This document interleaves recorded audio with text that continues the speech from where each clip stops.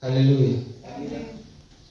Na kila sababu ya kumshukuru Mungu kwa nafasi ambayo nimeipata tena siku ya leo kusimama madhabahuni mwake kusema na watu wa Mungu. Tuna dakika chache sana. Nilikuwa nimeshakata tamaa nikasema leo somo halitokuwepo kwa sababu ya hali ya hewa.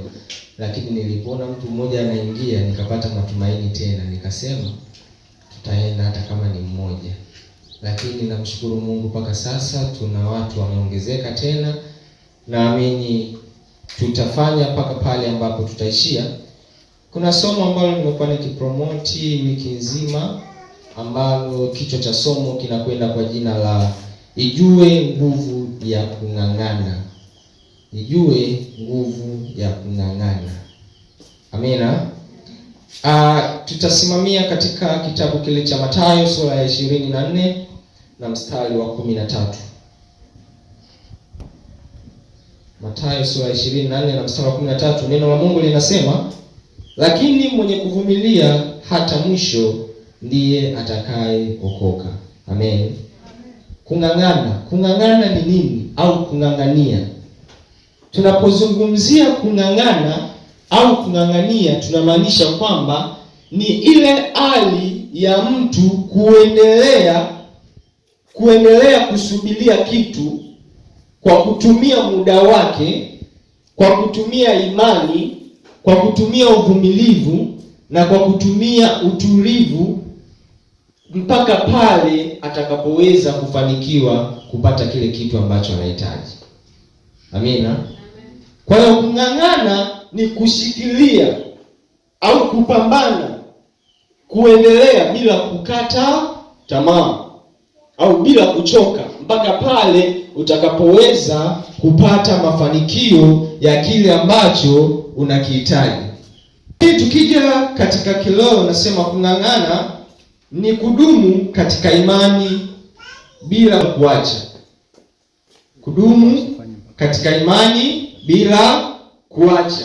Maana yake unapokuwa Mkristo unahitaji kung'ang'ana au unahitaji lako unang'ang'ania, lazima udumu katika imani bila kufanyaje? Bila kuacha. Ndio maana ya kung'ang'ania, kwamba mimi nina hitaji langu, kuna kitu ambacho ninakihitaji kutoka kwa Mungu, kwa hiyo ni lazima ning'ang'anie. Na unapong'ang'ania kitu, kung'ang'ana kinaendana na imani. Amina. Kwa sababu imani ni kuwa na hakika ya mambo yatarajiwayo, bayana ya mambo yasiofanyaje? Yasionekana. Kwa hiyo unang'ang'ania kile kitu ambacho hukioni. Unahitaji lako mbele za Mungu. Mungu hatumuoni kwa macho ya kawaida, si ndio? Ni imani ambayo tuko nayo kwamba Mungu yupo. Kwa hiyo ninaposogea mbele za Mungu, ninaomba kitu ili niweze kufanikiwa, lazima niwe na imani. Na imani hiyo inahitaji uweze kung'ang'ania. Na kung'ang'ania huko kunahitaji uwe na uvumilivu. Amen. Kwa sababu usipokuwa na hivi vitu, lile ambalo unalihitaji hautaweza kufanikiwa kulipata. Kuna pointi hapa inasema, sio maombi ya siku moja, ni msimamo wa muda mrefu. Kung'ang'ana sio maombi ya siku moja, ni msimamo wa muda mrefu. Ndio maana neno la Mungu katika kitabu hiki cha Mathayo sura 24:13 inasema, lakini mwenye kuvumilia hata mwisho ndiye atakayefanyaje? Atakayeokoka. Bwana Yesu asifiwe. Amen. Haleluya. Mwenye kuvumilia mpaka mwisho ndiye atakayefanyaje? Atakayeokoka. Kwa sababu gani? Unapong'ang'ania lazima uendane na hivi vitu viwili, uvumilivu pamoja na nini? Na imani. Unapokuwa na mashaka au na imani ambayo imesimama kweli kweli, hautaweza kuvumilia. Kwa sababu utaomba, lakini utaomba maombi ya siku moja, utaona kama Mungu hajibu. Utaomba maombi ya siku ya pili, utaona kama Mungu hajibu. Utaomba siku ya tatu, itafika kipindi utakata tamaa. Kwa sababu gani? Kwa sababu moyoni mwako hauna imani, ambayo imani hii ndio ingekujengea wewe uweze kuwa na moyo wa uvumilivu. wa kuweza kuvumilia kile ambacho unahitaji kutoka kwa Mungu uweze kukipokea.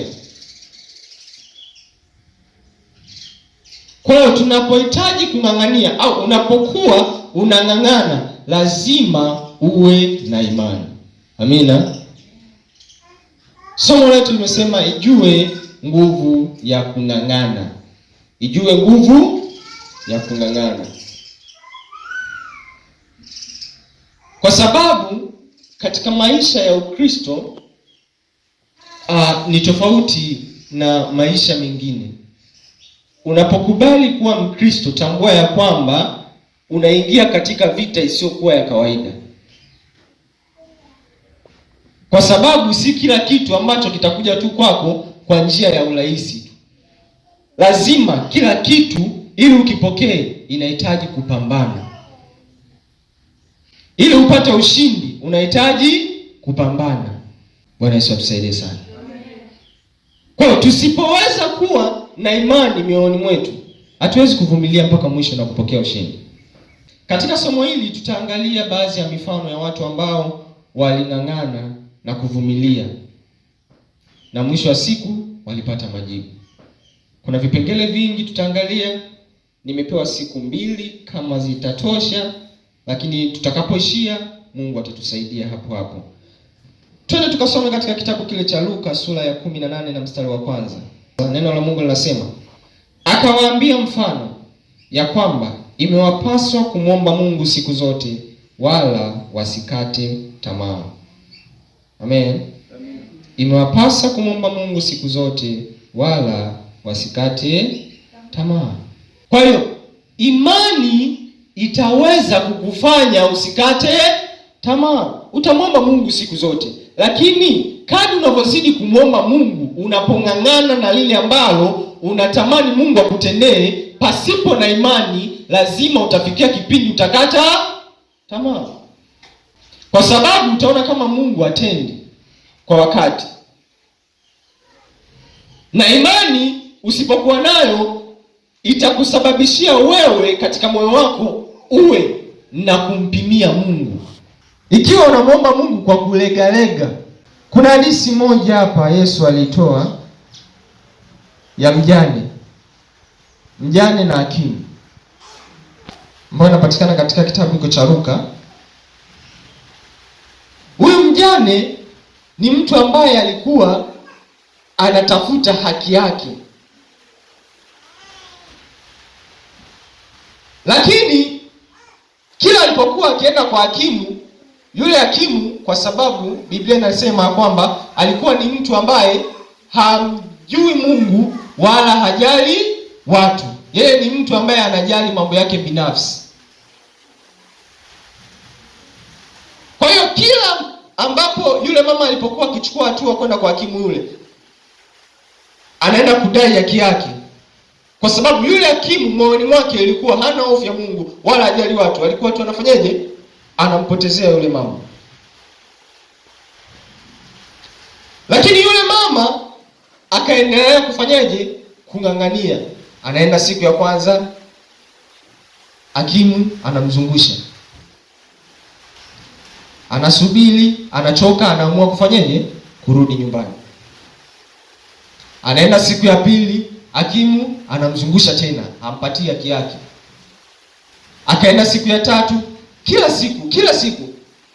Sasa kwa sababu alikuwa na uvumilivu ndani yake, aliamini ya kwamba mimi nitang'ang'ania mpaka pale ambapo nitaweza kupata haki yangu.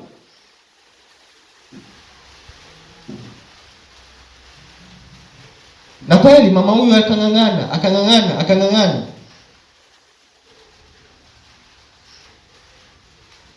Mpaka ikafikia wakati yule hakimu akaanza kufikiria, hata kama simjui Mungu, hata kama sijali watu, lakini imekuwa too much, yani imezidi. Akaamua kumpatia nini? Haki yake. Sasa mama huyu alipata haki yake kwa sababu gani? Kwa sababu ya ile nguvu ya kung'ang'ana. Aling'ang'ania bila kuchoka. Kung'ang'ania kuna gharama. unahitaji kujitoa. Kuna gharama ambazo lazima utoe ili uweze kupokea kile ambacho unafanyaje, unakihitaji. Tukiangalia mfano mama huyu mjane, alikubali kujitoa, gharama yake, alitoa muda wake, aliacha mambo yake.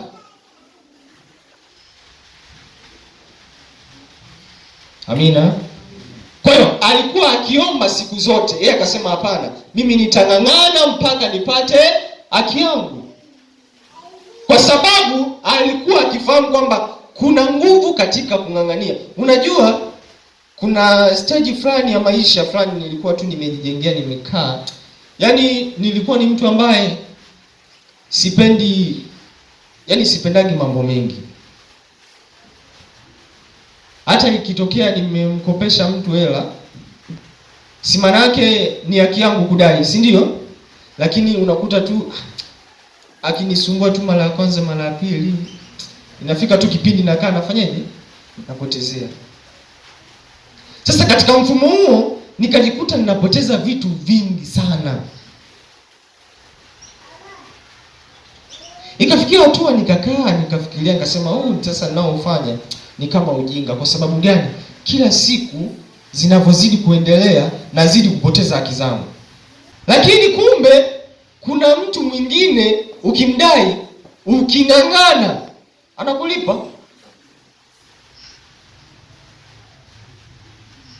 Kwa sababu gani? Nguvu ya kung'ang'ana. Sasa ikafika kipindi nikasema, sasa na mimi natakiwa nianze kung'ang'ana vilivyo vya kwangu, ning'ang'anie kilicho cha kwangu,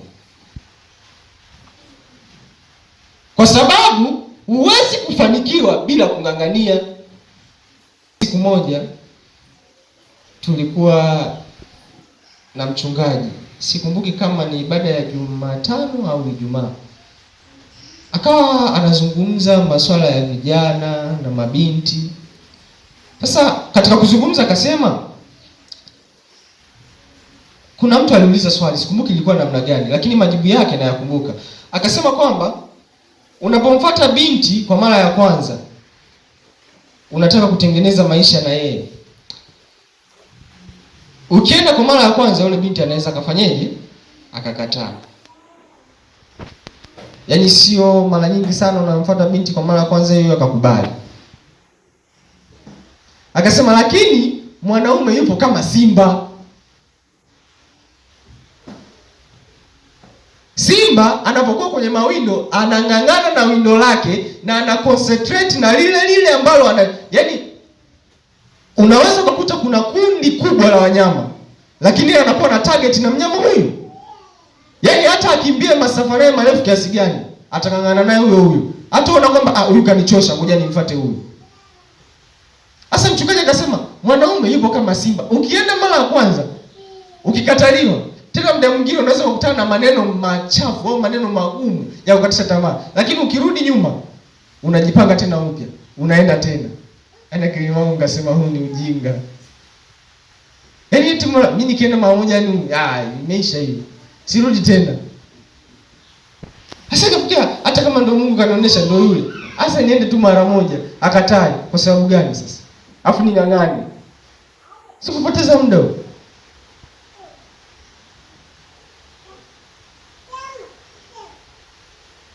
Lakini kumbe katika mafanikio yoyote, katika kila jambo tunahitaji kung'ang'ana. Huwezi kupata mafanikio bila ya kung'ang'ana. Huwezi kupata kitu kizuri bila ya kufanyaje? Kung'ang'ana. Najua ili somo Mungu alinipatia ilikuwa kama sikosei Jumatatu au Jumanne asubuhi. Nilikuwa naenda kuoga ili nijiandae kwenda shule. Sasa mamangu anapenda kusikiliza vipindi vya Upendo FM radio vile ya mafundisho. Nikaa tunapita, nasikia mtumishi anaongea kuhusu habari za nani? Za Delila na Samsoni. Namna Delila alipomng'ang'ania Samsoni mpaka akapata siri ya nini? Ya nguvu zake. Nimepita tu. Sasa nimeingia bafuni naoga, nashangaa, yaani kwenye ufahamu wangu naanza kutengenezewa somo. Sasa nimetengeneza lile somo, nikakaa nikafikiria, sasa hili somo naenda kufundisha wapi? Sasa sijui, ndio nilikuwa nimewaza kwamba sehemu za kufundisha zimeisha. Najua kuna wakati kuna mawazo fulani naweza akaja kichwani, alafu baadaye ukikaa ukitafakari unasema ili wazo lilikuja kujaje? Kwa nikasema kumbe Mungu anapokupa kitu anakuwa na makusudi. Kwa nikajua tu ili somo Mungu alinipa, kumbe tayari alikuwa amefanyaje, kwa sababu nilikuwa sina ratiba ya kuandaa somo. Na nina muda mrefu kidogo, yaani sikukaa na kuandaa somo lolote lile. Lakini kumbe Mungu alikuwa ananipa utayarisho, ananiandaa kwa sababu alijua kuna kazi iko mbele. Lakini pia alitambua kwamba kuna mtu ambaye yuko ataweza kupona kwa kupitia somo hili. Tusome katika kitabu kile cha Wathesalonike Wathesalonike wa kwanza sura ya 5 na mstari wa 17. Neno la Mungu linasema, ombeni bila kukoma. Ombeni bila kukoma. Dunia haitupi nafasi ya kupata fursa sawa, ila inalazimishwa kwa kung'ang'ania. Kuna vitu ni lazima ulazimishe ili uvipate. Amen. Katika dunia tulionayo haitupi nafasi ya kupata vitu vile namna tunavyotaka, au fursa sawa ya vile namna ambavyo tunatamani.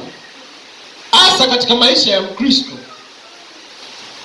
Unapokuwa Mkristo, tambua ya kwamba kila kitu ambacho kitatendeka katika maisha yako si rahisi kiweze kuja kirahisi. Baraka zipo, mafanikio yapo. Si ndio? Yapo kabisa, Mungu ametuandalia. Lakini namna ya kuvipokea vile ambavyo tunahitaji, kwa sababu kila mtu ana vitu vyake ambavyo anatamani aweze kupokea, na kila mtu kuna namna ambayo Mungu amemwandalia apokee vile ambavyo Mungu anatamani uvipokee. Lakini kwa sababu tuko katika dunia hii ambayo imetawaliwa na ufalme wa kuzimu, si rahisi kuweza kupokea kile ambacho Mungu anakusudia ukipokee pasipo kung'ang'ana. Lazima ung'ang'ane, ulazimishe. Na kulazimisha huku kunakuja kwa kuomba bila kufanyaje? Kukoma. Ndio maana mimi sasa hivi nikikudai, I say, lazima unilipe.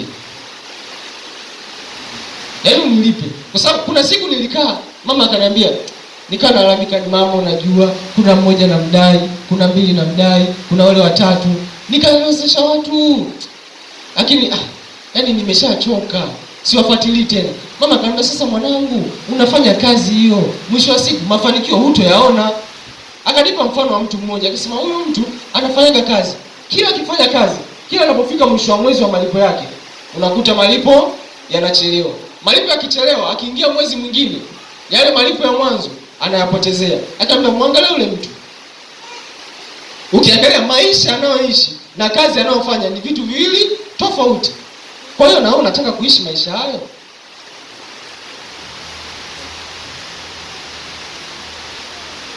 Lakini nilipoitambua nguvu ya kung'ang'ana, kwa sababu ni haki zangu nazipoteza, si ndio? Mfano umekuja, umemleta mwanako kwangu kwenye shule yangu afundishwe. Nimemfundisha yule mtoto, ameelewa. Alafu au nilipi pesa yangu. Si maana yake hapo hujanipa haki yangu, si ndio? Umekuja kwangu, umetaka msaada nikukopeshe. Bwana nisaidie pesa, nitakulipa. Nikakupatia. Ukaondoka, ile deadline ya ambao ungenilipa pesa yangu, yani siku ambao ungenilipa pesa yangu ikapita. Nikakukumbusha, ikapita tena. Baadaye nikaacha. Si haki yangu hapo nimepoteza? Kwa hiyo namna ambavyo unaishi na ndivyo vitu vinavyokuchukulia au watu wanavyokuchukulia, na vile ambavyo unazoea ndivyo maisha hayo utakayokuwa kufanyaje kuishi. Kwa tangia hapo nikakaa nikafika nikasema kweli huu ni ujinga nafanya. na nitakuwa nafanya tu kazi kila siku alafu mafanikio sitayaona. Hata kama nitayaona atakuwa kwa kiwango kidogo sana, si kile ambacho natamani, kwa sababu natamani kufika level kubwa zaidi, lakini kwa staili hii kufika itakuwa ngumu. Ninaweza kufika lakini kwa kuchelewa, kwa sababu ninapoteza nguvu ya kung'ang'ania ile iliyo haki yangu. Kwa hiyo nikafikia hatua nikaamua, hata kama umekuja nimekukopesha shilingi 100, utarudisha tu. Yaani ujue utarudisha. Ni bora uje useme Bwana nisaidie, nitakusaidia. Si msaada urudi, si ndio? Ukirudi ni neema za Mungu. Lakini ukisema nikopeshe, haijalishi utanilipa mwaka gani. Yaani hata deadline ikiisha ile nitaendelea tu kukudai mpaka ulipe.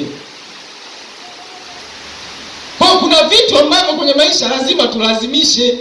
Tusipolazimisha tunajipotezea baraka zetu wenyewe. Amina. Lazima ung'ang'anie kilicho chako.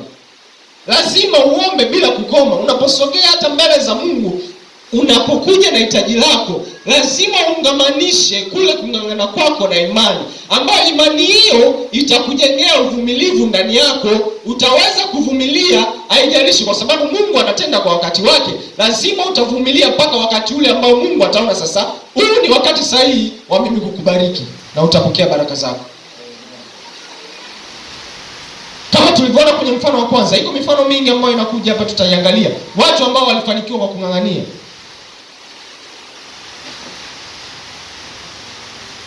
Kuna upande mbili. Pande ya kwanza ni watu ambao walifanikiwa walipong'ang'ania katika mambo ya binafsi kama pesa, mali zao, haki zao. Lakini kuna watu ambao walifanikiwa kung'ang'ania haki zao kwa Mungu. Kwa hiyo si tu kila kitu unahitaji tu kuja mbele za Mungu uombe tu, Mungu naomba yule anilipe. Sawa, kuja mbele za Mungu amtengeneze moyo yule mtu ambaye unamdai akulipe, lakini pia endelea kufanyaje? Kumwambia, mkumbushe. Bwana unakumbuka na kudai Sasa inakuwaje? Anakupiga makona kona, unasogea tena mbele za Mungu. Mungu naendelea kung'ang'ana, mtu huyu anilipe kilicho changu.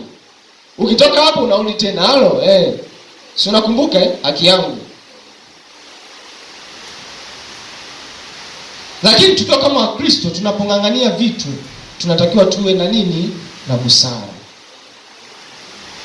Kwa sababu maisha ya Mkristo ni maisha ya watu wengine. Ndio maana Biblia inasema tumetengwa miongoni mwao. Kwa hata kama unamdai mtu, usiende unaanza nakudai sijui nini. Yaani kuna ile namna ambayo unaona mtu unamdai mpaka inakuwa kero sasa. Yaani unaweza ukatumia lugha mbaya, unatumia maneno mabaya, unatumia njia zisizo sahihi ili mradi ulipe haki yako. Sivyo ambavyo Wakristo tunataka tufanyeje? Tuenende. Hata mbele za Mungu. Kuna Biblia inatuambia kwamba tunaomba lakini hatujui tufanyeje, hatujui tunafanyaje. Tunaomba lakini hatujui kuomba. Kwa sababu gani? Kuna wakati ambao unatakiwa kumwomba Mungu si kwa sababu unatakiwa kupata kile ambacho unataka. Hapana. Kuna wakati unatakiwa kumwomba Mungu kwa shukrani tu. Kwa sababu gani? Kipindi ambapo nimepitia jaribu langu mimi la kuibiwa, sikuwahi kukaa mbele za Mungu nikaomba kwa kulalamika wala kwa kulia. Lakini nilikuwa maombi yangu kila siku ni kumshukuru Mungu na kumwambia yaliye mapenzi yake yatimizwe maishani mwangu. Lakini kuna wakati unapong'ang'ana na jambo lako, hautakiwi kila wakati. Biblia imetuambia tuombe bila kukoma, lakini hautakiwi kila wakati unaposogea mbele za Mungu kuomba upeleke ya kwako tu. Hapana. Una jambo lako unang'ang'ana ili Mungu akutendee, lazima ujue na namna ya kuwakilisha wengine mbele za Mungu. Bwana Yesu atusaidie sana. Kwa hiyo kung'ang'ana kunahitaji imani, uvumilivu, kujitoa, uadilifu, haki na utakatifu. Hivi ni vitu baadhi ambavyo nimeviorozesha ambavyo ukiendana navyo lazima kile ambacho unaking'ang'ania mbele za Mungu utakipata. kwa sababu imani itakujengea uvumilivu. Lakini kujitoa kwa ajili ya wengine utakujengea na wewe kufanyeje? Kubarikiwa, kwa sababu ni heri mkono unaotoa kuliko unaofanyeje? Unaopokea. Na neno la Mungu linasema tuwawakilishe wengine kwanza kabla ya kwetu sisi. Lakini utakatifu tena unakujengea wewe unaposogea mbele za Mungu, maombi yako yafike mbele za Mungu, kwa sababu maombi ya mwenye dhambi ni chukizo mbele za Mungu.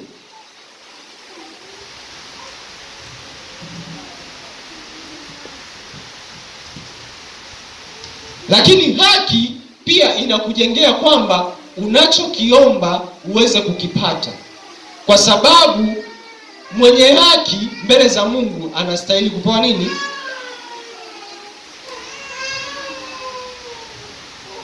Bwana Yesu atusaidie sana. Kwa tunatakiwa tutambue ya kwamba tunaposogea mbele za Mungu kung'ang'ana, lazima tung'ang'ane na tung'ang'ane mpaka tutakapofanyaje? Tutakapofanikiwa bila kukata tamaa. Kwa nini tung'ang'ane? Swali linasema kwa nini tung'ang'ane? Na nitaishia hapo kwa leo, sababu nimepewa extra time dakika 10 hapa, zimebaki dakika 7. Kwa nini tung'ang'ane? Mahitaji mengine yanaweza kuhitaji maombi mengi kwa muda mrefu kabla ya mafanikio kuonekana. Tofauti na hakimu katika hadithi, Mungu anajali, hatupuuzi, anatusikiliza, hatumchoshi wala hatumfanyi kuwa kichaa kwa kuja kwake mara kwa mara. Kama vile mjane alivyokuja mara kwa mara kwa hakimu, na tuende mara kwa mara kwa Mungu na kuvumilia. Amina. Kwa hiyo usiangalie kwamba sasa mbona kama namchosha Mungu, mbona kama hitaji langu nimeomba mwaka mzima, mwaka wa 2 sasa, mwaka wa 3 sasa. Ibrahimu aliahidiwa na Mungu kupewa baraka, lakini baraka hizo alikuja kuzipata akiwa mzee zaidi. Lakini pia tukijifunza katika maisha ya watu ambao tuko nao katika dunia hii sasa, kuna watu ambao wameng'ang'ana tangia utoto wao, ujana wao, lakini anakuja kufanikiwa akiwa mzee.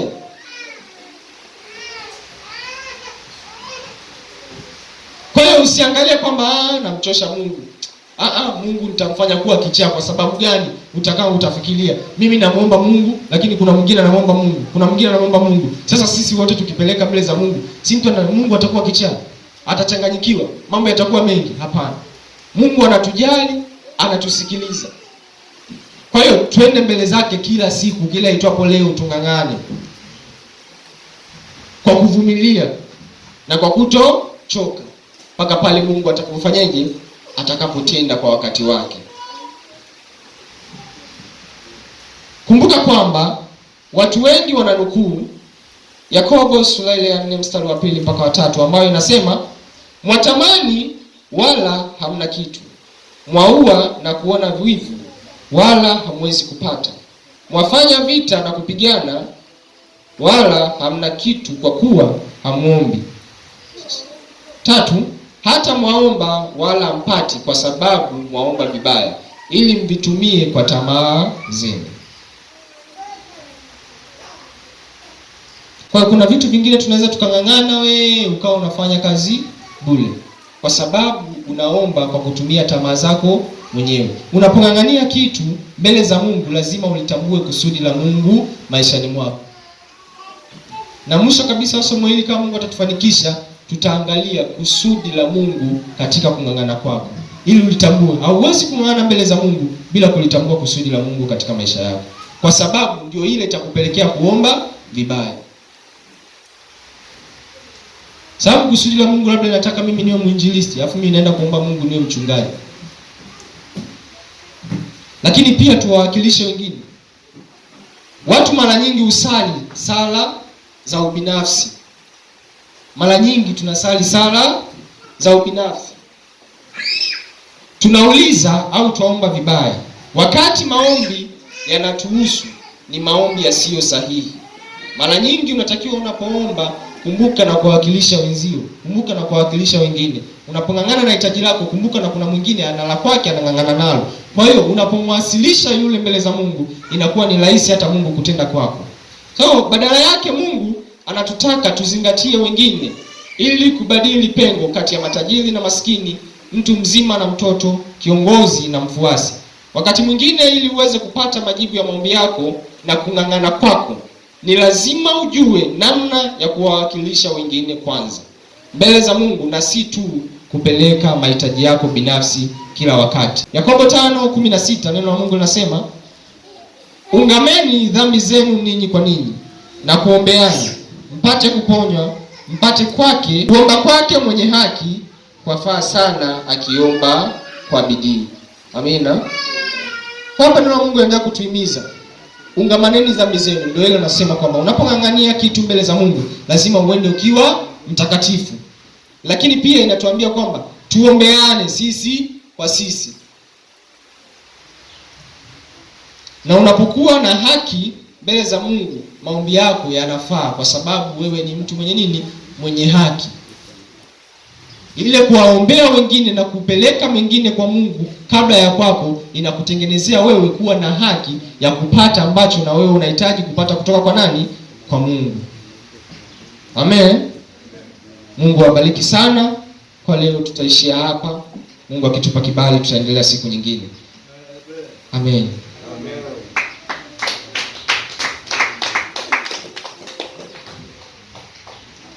Namshukuru Mungu kwa sababu tangia nimepata majaribu yale, ninaona baraka nyingi za Mungu zinatendeka kwa maisha yangu.